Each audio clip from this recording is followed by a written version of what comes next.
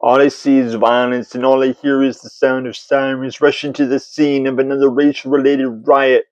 Nah, I ain't been quiet since it all started in North Carolina in 1898. Then 8 years later, the lights went out in Georgia, but Atlanta lost its shield, followed by Springfield, who couldn't walk the line. So 9 years later, here we are in East St. Louis, Okay, so 9 years later, here we are in East St. Louis. Man, why do we keep doing this?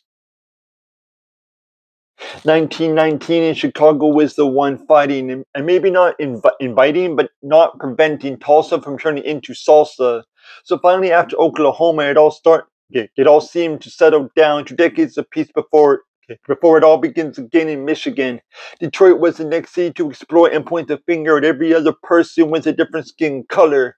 Now fast forward 71 years and here we are right back at it. I know Ferguson might have a damn good reason for falling into treason, but why can't they take a look at Missouri's history and see that it's not a mystery that all they're doing is causing more misery?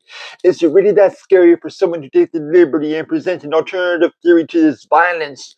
Armed only with words as their artillery and walk with authority, knowing they will lead us to prosperity, eventually free us from this bitterly eerie, bloody scenery that we are numb to, really.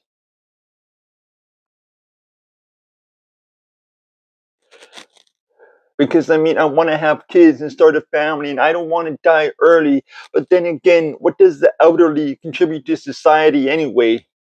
And you can try and say that I just hide behind my words because I'm too afraid to show my face. But when you're about to be sent to those pearly gates, never forget I was the one who made the choice to have a fucking voice.